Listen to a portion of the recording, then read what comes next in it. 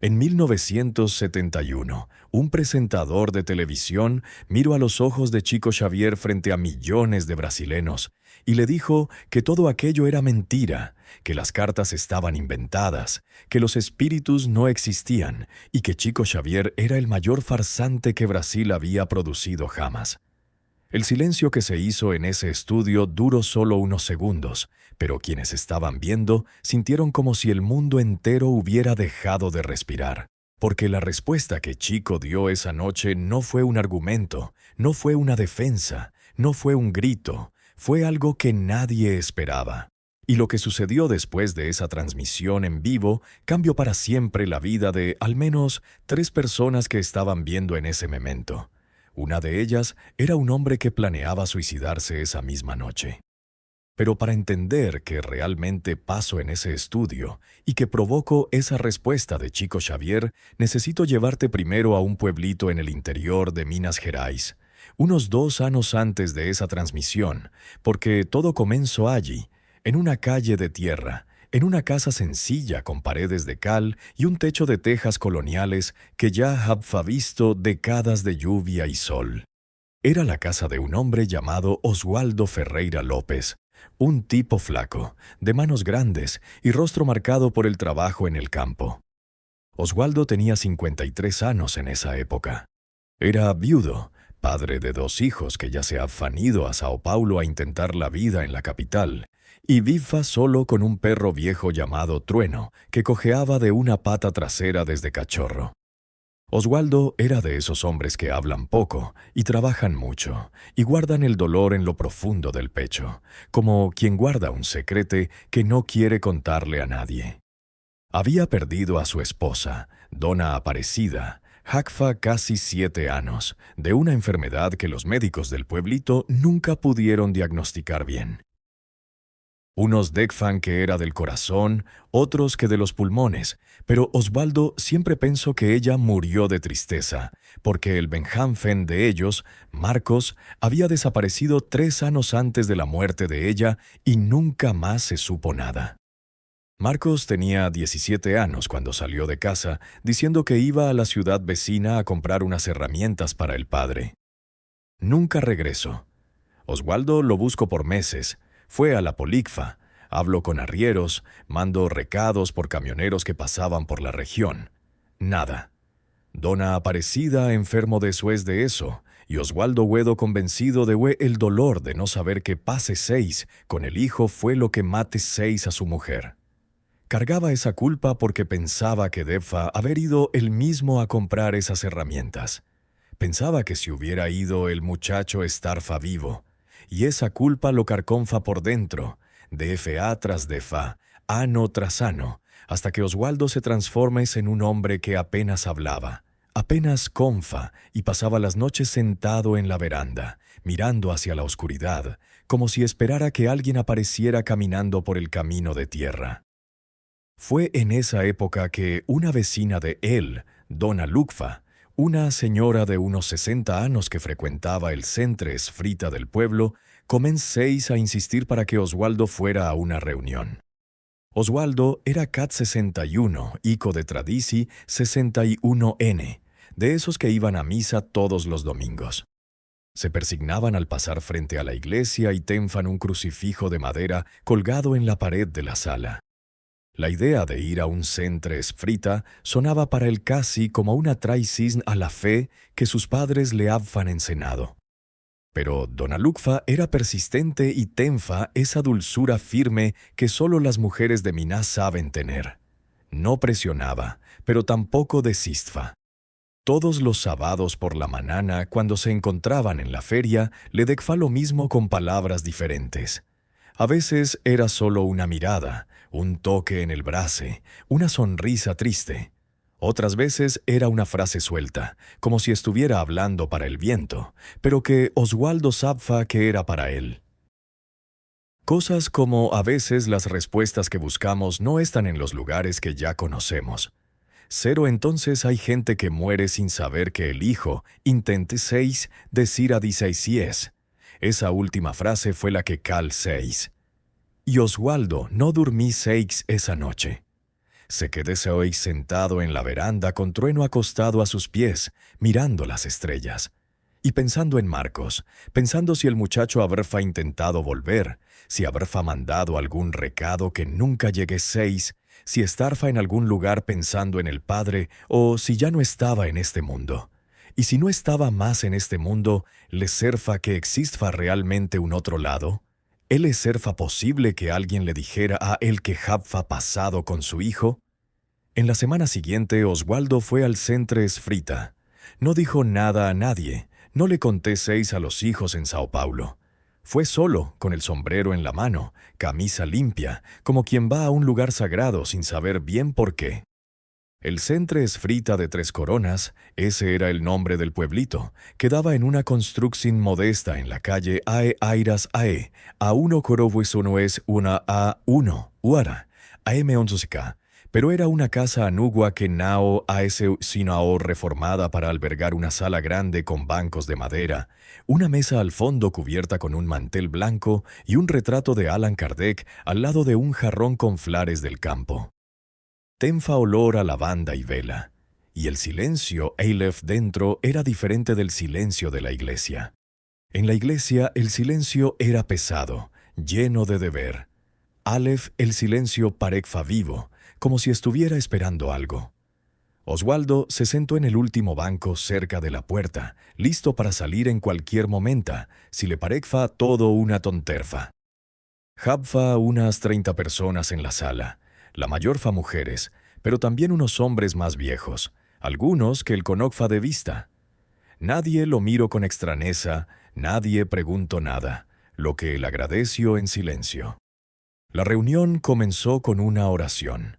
Después alguien leyó un trecho de El Evangelio según el Espiritismo.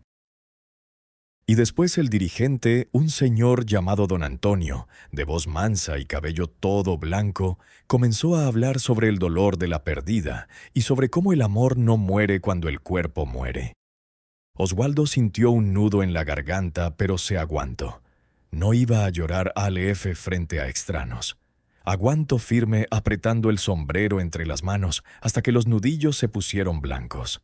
Al final de la reunión, don Antonio se acercó a él y dijo solamente: «El señor es bienvenido a Cof.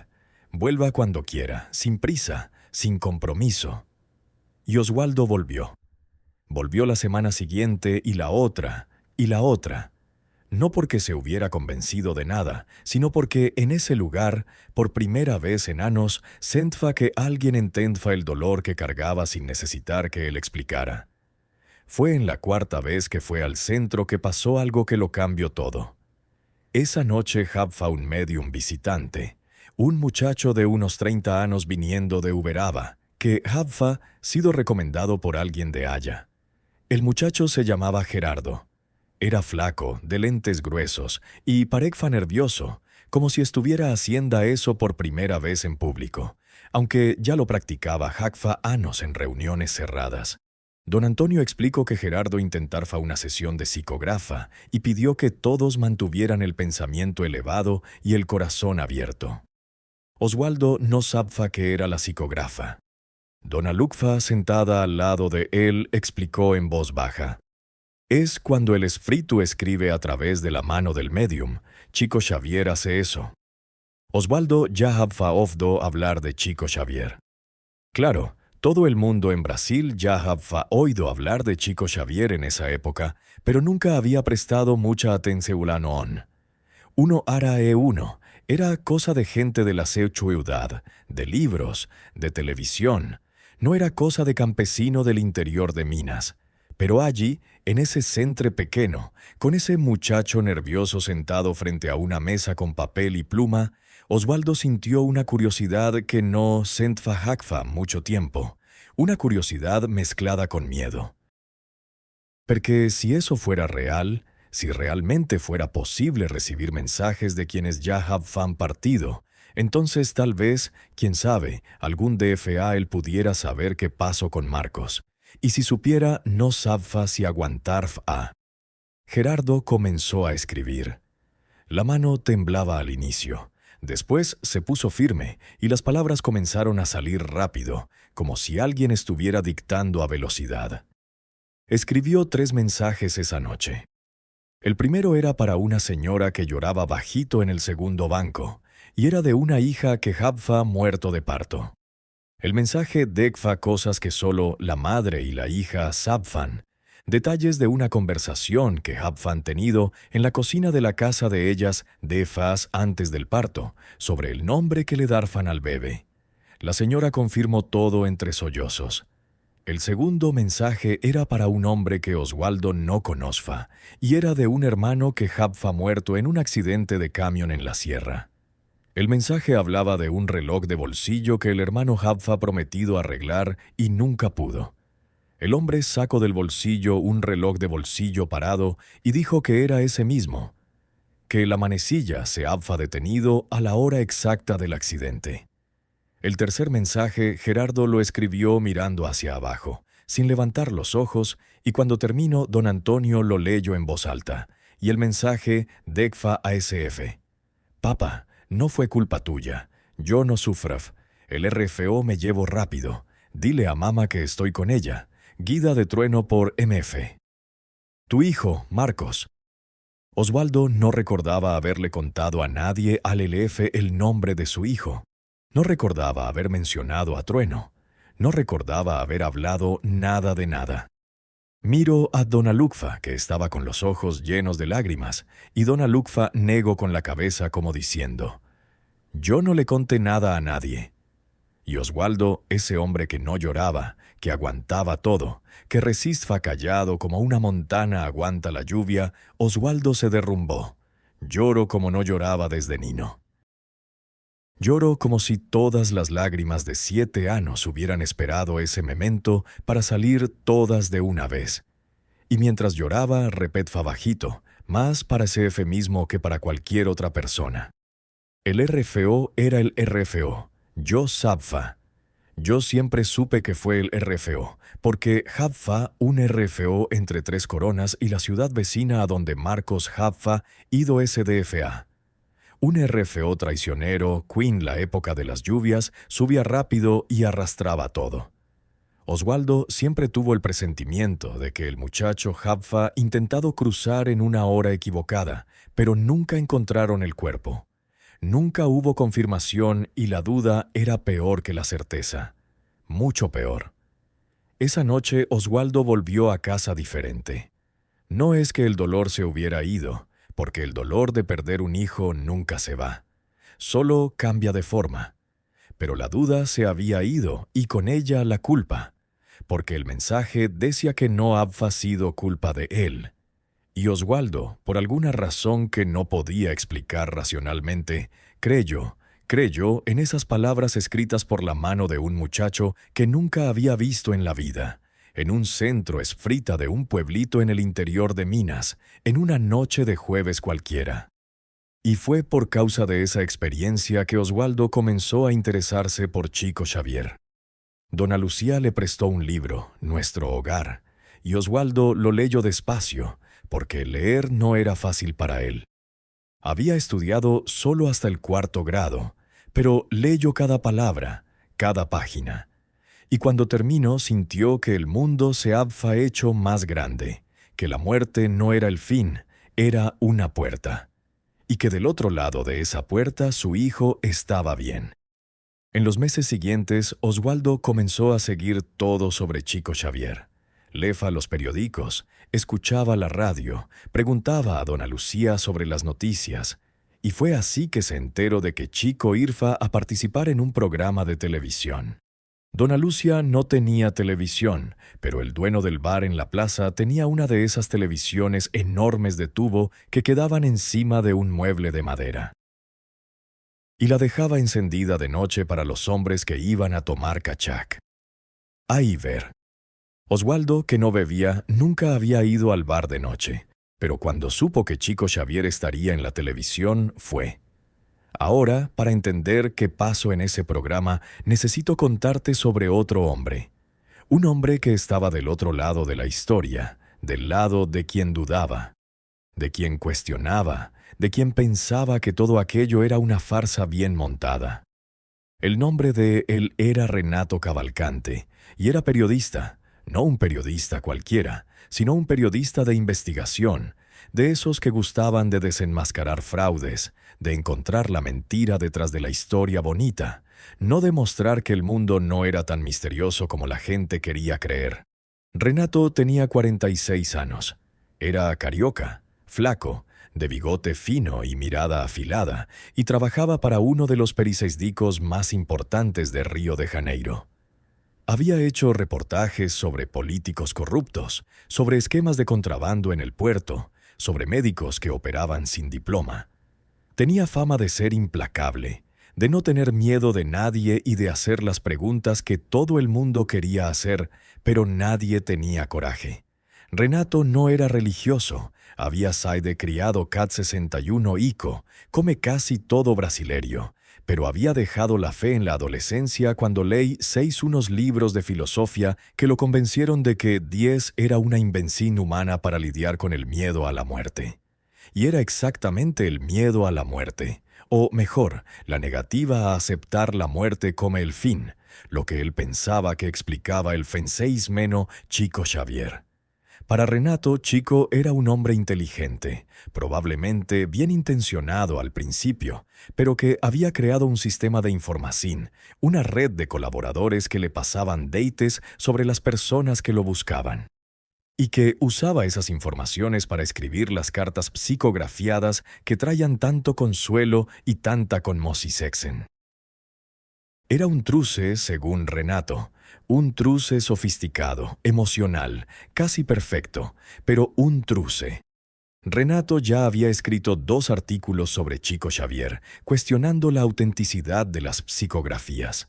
Los artículos habían causado polémica, generado cartas de lectores furiosos y también habían llamado la atención de un productor de televisión que estaba montando un programa de debates, uno de esos programas en vivo que eran novedad en la época y que atraían audiencia enorme, porque todo podía pasar, todo era impredecible y el público adoraba esa sensación de estar viendo algo real, sin ensayo, sin red de protección. El productor se llamaba Heli Martins. Era un tipo gordo, ruidoso, que fumaba pure y hablaba alto y que tenía un olfato increíble para lo que daba audiencia.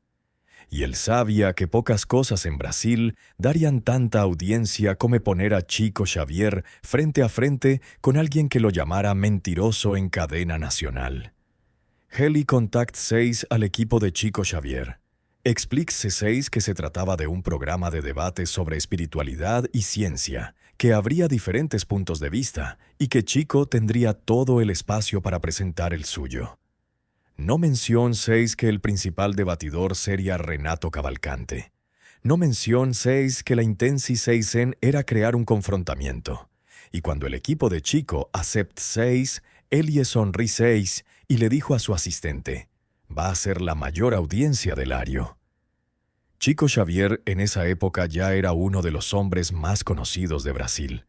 Había psicografiado cientos de libros, había ayudado a miles de personas y vivía en Uberaba con la misma simplicidad de siempre, en una casa modesta, sin cobrar nada por ninguno de sus trabajos.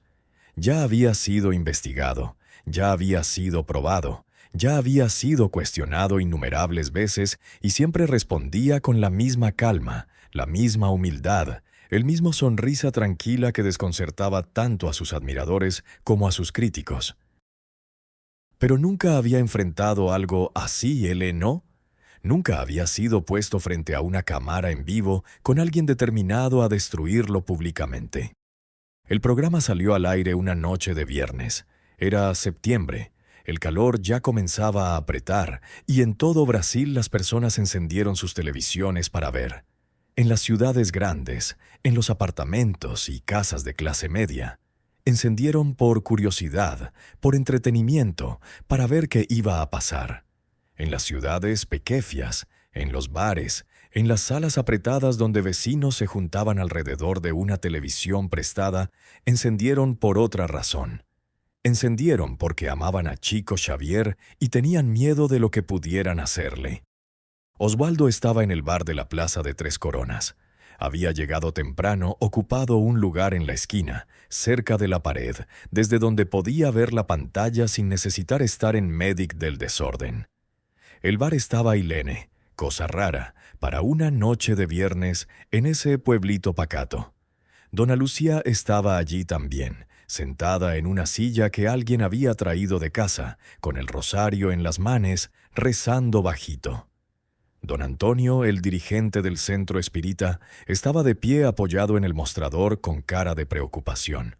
Nadie hablaba mucho. El dueño del bar, que era un tipo pragmático y no le importaba la religión, había subido el volumen de la televisión y colocado un cartel escrito a mano en la puerta. Hoy hay Chico Xavier en TV. El programa comenzó con una música dramática, de esas que los programas de televisión usaban en la época para crear expectativa. El presentador, un sujeto de traje oscuro y cabello peinado para atrás, apareció sonriendo y dijo que esa noche Brasil iba a haber un debate que entraría a la historia. Dijo que de un lado estaba Chico Xavier, el médium más famoso del país, y del otro Renato Cavalcante, el periodista que cuestionaba todo, y dijo que la pregunta central de la noche era simple: ¿Le Chico Xavier es real o es una farsa? La cámara mostró a Chico Xavier sentado en una silla con su apariencia de siempre, flaco, de lentes gruesos, camisa simple, sonrisa discreta.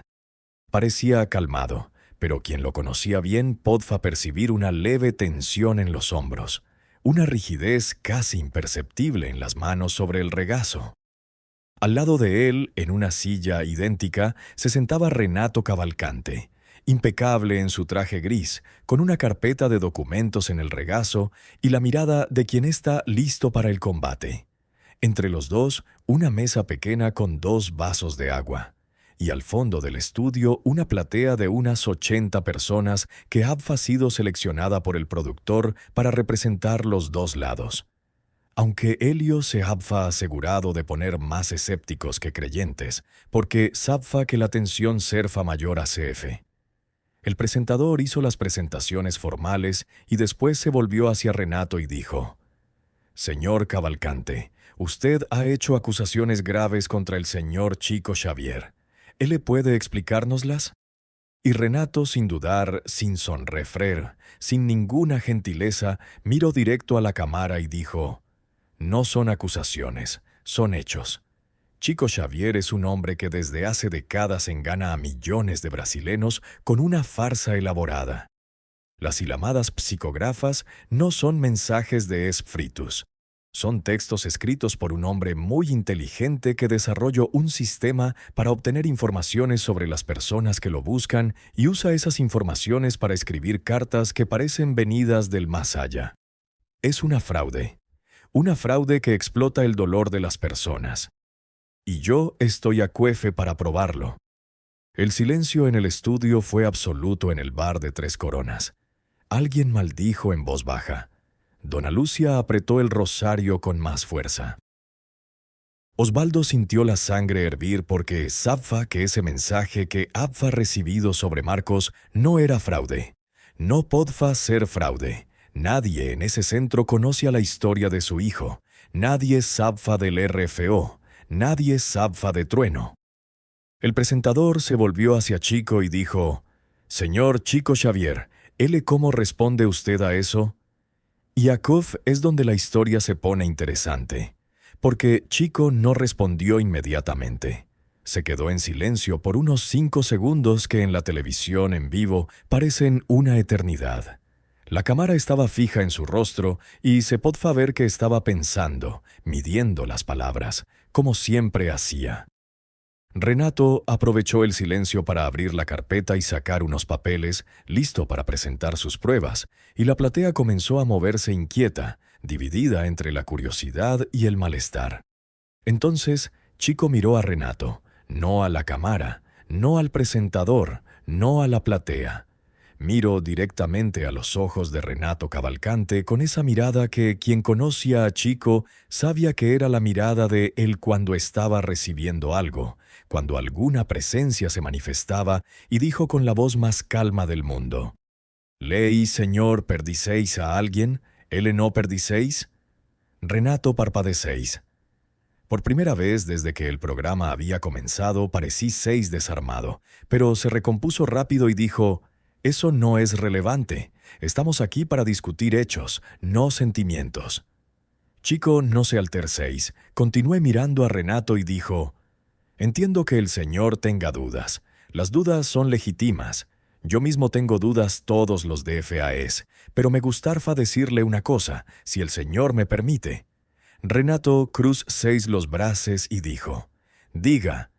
Y Chico dijo: «La persona que el señor perdí 6 quiere que el señor sepa que no guarda rencor, que entiende por qué el señor se cerró, y que el libro que el señor sacó de la estantería del cuarto de ella y nunca devolvió, puede quedárselo. Era para ser suyo desde el principio». El rostro de Renato cambió, no de una vez, no de forma dramática como en las películas. Cambi 6 despacio, como cuando una nube pasa frente al sol y la luz va disminuyendo poco a poco. La sonrisa de superioridad desaparecí 6. La postura confiada se deshizo. Los brazos que estaban cruzados cayeron al lado del cuerpo y en los ojos duros y calculadores de Renato Cavalcante, aparecíse 6 algo que probablemente ningún colega de redacción de él jamás había visto. ¿Miedo porque Renato habfa perdido a alguien? Sí, habfa perdido a su madre años antes de cáncer. Y la relación de ellos habfa sido complicada, llena de peleas, de silencios, de palabras no dichas. Y cuando ella murí 6, Renato fue al apartamento de ella para resolver las cuestiones prácticas y encontró 6 en la estanterfa del cuarto un libro de poesía de Cecilia Meireles, un libro viejo con las páginas amarillentas que la madre de él lefa cuando él era niño. Y el tom 6 el libro y lo llevé 6 a casa. No le dijo nada a nadie. No le conté 6 a los hermanos. No le conté 6 a la esposa. Lo puso en el cajo sequeisen de la mesa de noche, y a veces, de noche, cuando la esposa ya dormfa, lo abrfa y leía los poemas que la madre solía leer en voz alta para el cuando tenfa 5 años. Nadie en el mundo sabía de ese libro, nadie.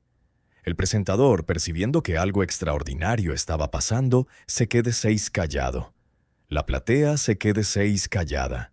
El cámara 6 grafo hizo un close en el rostro de Renato que estaba blanco como papel y Brasil entero, todo el que estaba BPNNRN1, Poya, TRP, RTIN en IN 11PIG Canera 2, INRLP NENONENONERNENENERL POINOMASIO VORANESIA NESIONASICURA SIERUMASIAM DANESIONOMASIA ANDOMASIANDO WANANDIASIO ANANASIAMASIA IRQSIA y televisión.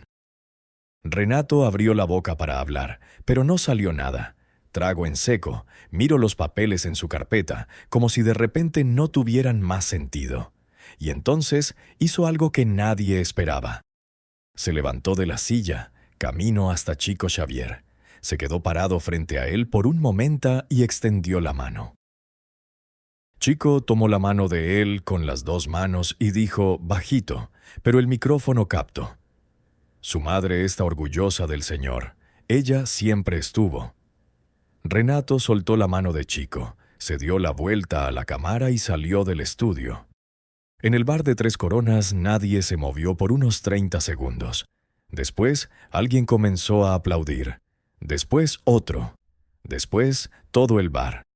Doria Lucía lloraba abiertamente sin intentar esconder. Don Antonio se quitó los lentes y se secó los ojos con el pafiuelo del bolsillo. Y Oswaldo, ese hombre de pocas palabras, murmuró para SF mismo: «Ese hombre habla con los muertos. Ese hombre habla de verdad, pero la historia no termina aquí, F». En realidad, lo que pasó después de esa noche es lo que le da a esta historia su verdadera dimensión. Porque al DFA siguiente, Brasil despertó diferente. Los periódicos, todos ellos, trafan la escena en la primera página. Chico Xavier desarmó al periodista con palabras sobre la madre de él. Decía un titular: «Renato Cavalcante sale del estudio en silencio tras revelación de Chico Xavier», decía otro. «El momento que paro Brasil», decía un tercero, y todo el mundo tenfa una opinión. Los escépticos decían que Jaffa ha sido montaje, que Chico sabfa de antemano quien serfa el debatidor y Abfa ha investigado la vida de él. Los creyentes decían que era más una prueba del don de Chico, y los que estaban en el medio, los que no sabfan qué pensar, se quedaban callados, porque lo que habfan visto era difícil de explicar. De cualquier manera, Renato Cavalcante no apareció en la redacción al DFA siguiente, ni al otro. Mandó un recado diciendo que estaba enfermo, pero nadie creyó. Los colegas llamaban y él no atenfa. La esposa decía que estaba en el cuarto, que no querfa hablar con nadie. Y Asef se quedó por casi 2 semanas. Cuando finalmente salió de casa, Renato estaba diferente. Los colegas notaron Jaffa adelgazado, estaba con barba sin afeitar, cosa que nunca pasaba. Y los ojos tenfan una expresión que nadie podfa descifrar. Era como si hubiera visto algo que no podfa desver, como si el suelo en el que pisaba desde hacía 46 afios se hubiera revelado hecho de vidrio. Y ahora podfa ver lo que Jaffa abajo.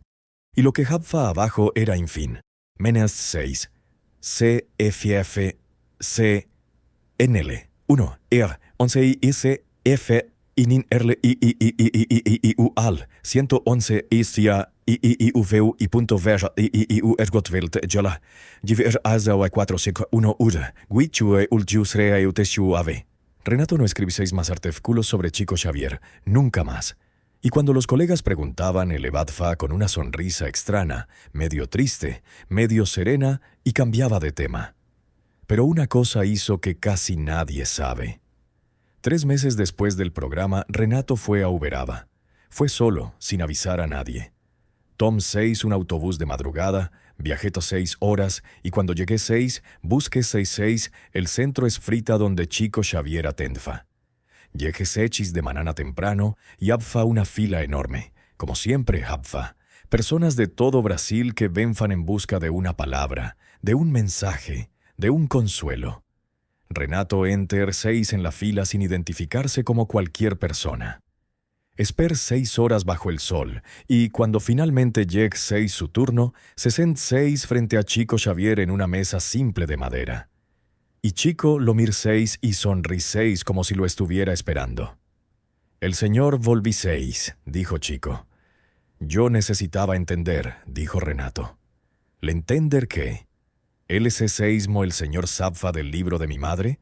Chico se quedeseis quieto un momento y como si estuviera escuchando algo que Renato no podfa ofrece. Después dijo, «Yo no sé si seismo funciona, solo sé que funciona. Yo oigo y repito, yo veo y describo. No soy yo quien sabe, yo soy solo el teléfono. Quien llama es del otro lado». Renato se quedeseis en silencio. Después preguntéis, «Él y mi madre está a cof ahora». Chico sonriseis. Ella nunca saliseis de su lado. Desde el DFA en que partiseis, ella no saliseis. Ella dice que el Señor lee los poemas de ella todas las noches y que eso la hace muy feliz. Renato bajó 6 la cabeza y llor 6.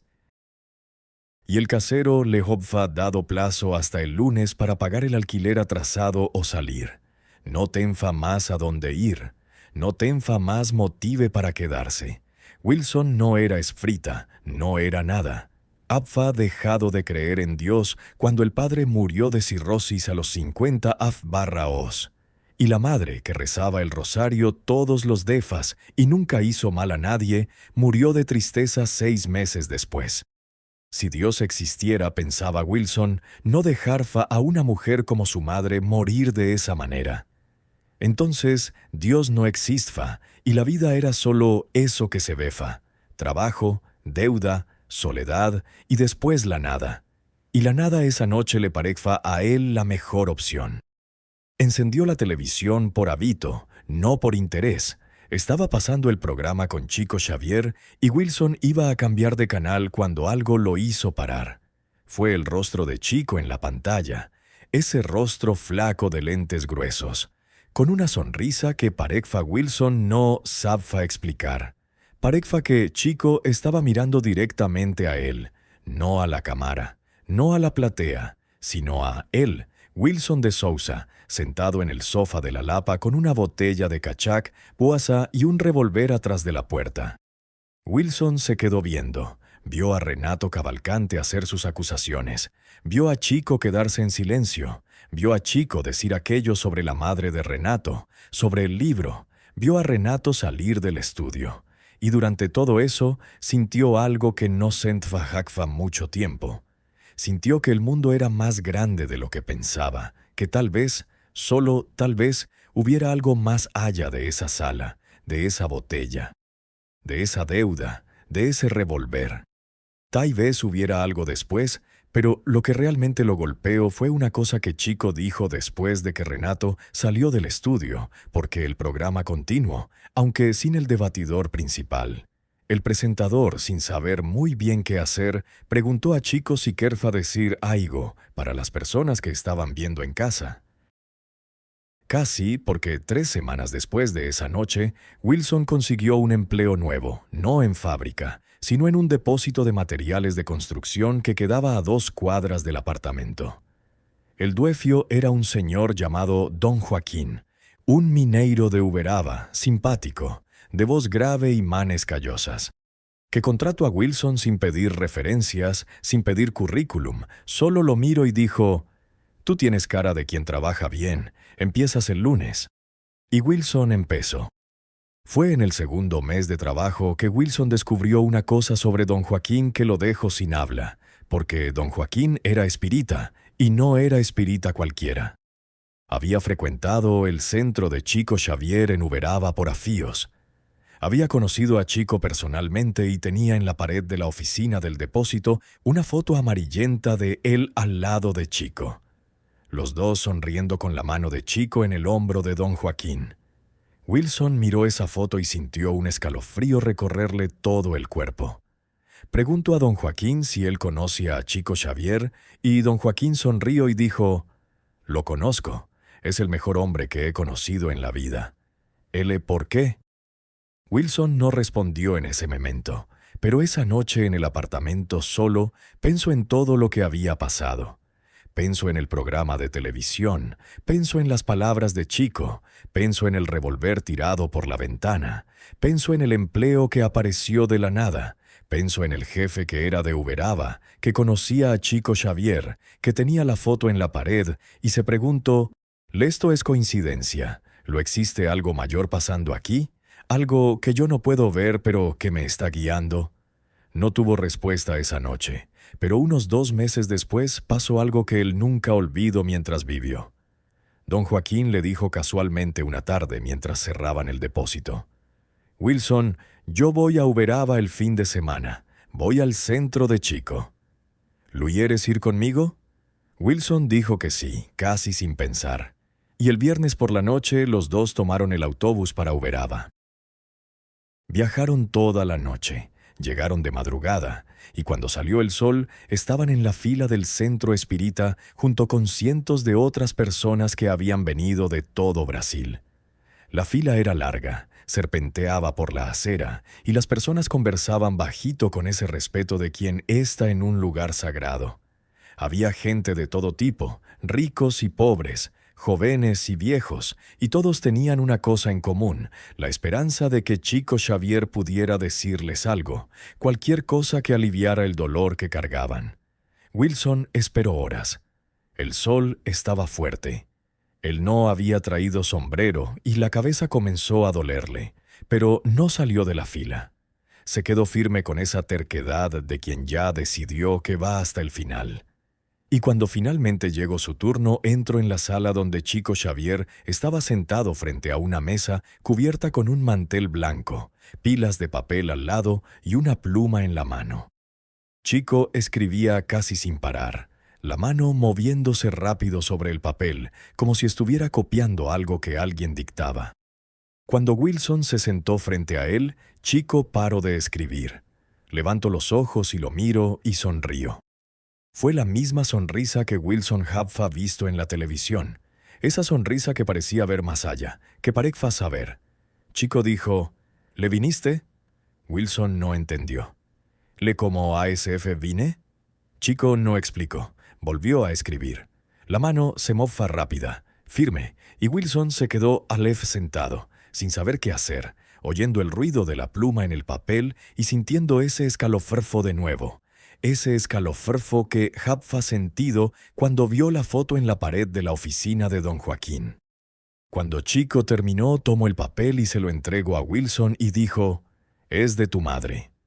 Wilson tomó el papel con las manos temblando y leyó. Y lo que estaba escrito Aleph en ese papel le cambió la vida para siempre. El mensaje decía ASF, «Hijo MFO, yo vi cuando tiraste eso por la ventana. Yo estaba a tu lado esa noche. Yo le pedí al muchacho de la televisión que hablara contigo. Él oyó, él siempre oye. No hagas eso nunca más, hijo MFO. Tu Nina necesita de su padre y yo necesito que te quedes, porque de este lado yo puedo ayudarte, pero solo si te quedas de ese lado. Te amo, siempre te ame, elo dolo incluso. Cuando pensabas que yo no vefa, yo vefa. Tu madre, Dona Concepción». Wilson leyó esas palabras y el mundo giró. Sintió las piernas aflojarse, la visión empanarse y se agarró al borde de la mesa para no caer, porque nadie, absolutamente nadie en el mundo, sabe lo que el Jaffa ha hecho esa noche. Nadie sabe del revólver, nadie sabe que lo Jaffa tirade por la ventana. Nadie sabe que estaba viendo el programa de Chico Xavier cuando decidió quedarse. Y Alf, en un papel escrito por la mano de Chico Xavier, su madre, que Jaffa muerto hacía años, decía que Jaffa ha visto todo, que Jaffa ha pedido al muchacho de la televisión que hablara con él, que Jaffa ha sido ella del otro lado, que Jaffa ha hecho que Chico dijera esas palabras sobre no desistir. Wilson miró a Chico Xavier y no pudo decir nada. Chico tomó la mano de él y dijo, «Ella es una buena madre, y la señora que reza el rosario, ella también ayudó». Wilson no entendió esa última parte en ese momento.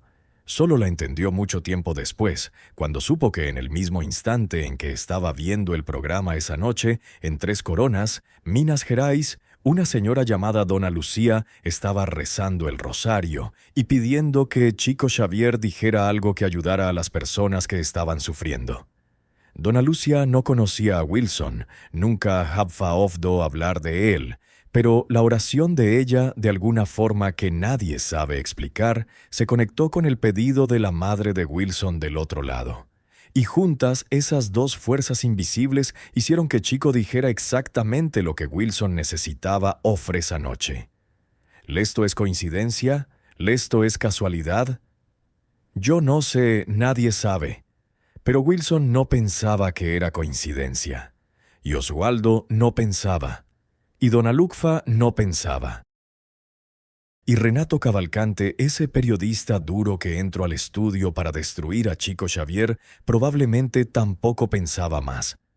Pero espera, porque la historia todavía no terminó y hay más una capa que casi nadie conoce y que liga todo de una forma que da escalofríos. Porque meses después de ese programa, el productor Elio Martins, ese que armó el enfrentamiento para ganar audiencia, comenzó a tener sueños. Sueños recurrentes, siempre iguales. Sonaba que estaba en un estudio de televisión Bacfo y que frente a el Jaffa una mujer anciana de cabello gris, vestida de blanco, que decfa siempre lo mismo. El señor usó el dolor para ganar dinero. Eso tiene un precio. Elio despertaba sudando, corazón acelerado.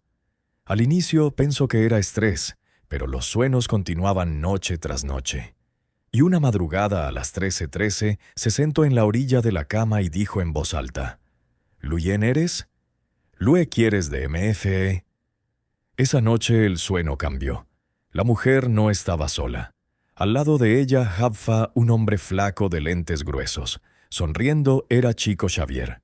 Jen, el sueño chico, dijo, «Elio, esta señora es la madre de Renato. Ella no está enojada. Está triste porque el señor podfa haber usado la televisión para ayudar a las personas y eligió usarla para crear conflicto. Pero no es tarde. Nunca es tarde». Elio despertó diferente. En los DFA siguientes canceló 2 programas basados en confrontación y polémica. Dijo que querfa hacer algo que ayudara a las personas. Los ejecutivos de la emisora pensaron que se había vuelto loco, lo sacaron de los proyectos grandes y lo pusieron en un programa de variedades en el horario de la tarde. Y fue en ese programa olvidado que Elio creó un segmento llamado Cartas del Corazón, donde personas comunes le fan cartas para seres queridos que ya han partido. Sin mediums, sin psicógrafa, solo personas diciendo lo que no tuvieron tiempo de decir. En 2 meses, el programa tenfa más audiencia que algunos del horario prime. Elio nunca contó públicamente que la idea vino de un sueño con Chico Xavier. Solo se lo contó a su esposa, dona Marta, que reveló la historia décadas después en un centro esfrita en Sao Paulo, cuando Elio ya había partido. Ahora mira cómo todo se conecta. Chico va a la televisión, es llamado mentiroso. Responde con una revelación que desarma al acusador. Esa revelación es vista por millones. Oswaldo tiene su fe confirmada. Wilson desiste de suicidarse. El productor que armó todo acaba transformado y crea algo bonito que ayuda a miles de personas. Todo interconectado, como hilos invisibles que alguien teje del otro lado. Wilson no solo se quedó vivo, sino que refzó su vida. Le tomó meses pagar las deudas, años reconquistar la confianza de la exesposa y una eternidad reconstruir la relación con la hija. Pero lo hizo. Y la hija, esa Nina de 5 años que él casi dejó huérfana, creció y se volvió profesora de escuela pública en la periferia de Sao Paulo. Y cada vez que una Nina llegaba con los ojos tristes, ella se sentaba al lado y decfa. Cuando mi papá casi desistió de todo, un hombre en la televisión dijo que no desistiera, y mi papá oyó y se quedó. Y yo estoy a cof por causa de eso. Oswaldo también vivió sus últimas años en paz. Fue a Uberaba, encontró a Chico personalmente y recibió un mensaje largo de Marcos que guardo en una caja de madera junto con las fotos de la familia. Todas las noches lefa el mensaje en voz alta y decfa: «Buenas noches, hijo MFO. Buenas noches, Aparecida. Hasta mañana». Entonces dime, ¿el Chico Xavier era mentiroso? Yo no te voy a dar una respuesta definitiva porque no tengo ese derecho, pero sé que un campesino encontró paz por causa de un mensaje que mencionaba un RFO y un perro que cojeaba. Sé que un periodista implacable salió de un estudio en silencio porque Chico sabfa de un libro que nadie en el mundo podfa saber. Sé que un hombre tiró un revólver por la ventana porque oyó las palabras correctas en el momento correcto. Y sé que una Nina creció para ser profesora, porque el padre decidió quedarse. Chico Xavier fue llamado mentiroso en la televisión y respondió con una verdad que nadie pudo desmentir, no porque fuera una verdad científica, sino porque era una verdad del corazón. Y el corazón tiene razones que la razón desconoce. Ese era Chico Xavier, el cartero entre 2 mundos, el hombre que probó sin necesitar probar nada, que la muerte es solo una puerta y que del otro lado alguien espera por nosotros con los brazos abiertos.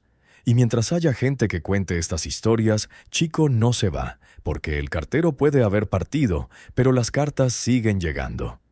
Si admiras el legado de Chico Xavier, suscríbete al canal. Y si alguna vez viviste algo que no supiste explicar, cuéntame en los comentarios. Estas historias necesitan ser contadas para que nunca se olvide que el amor es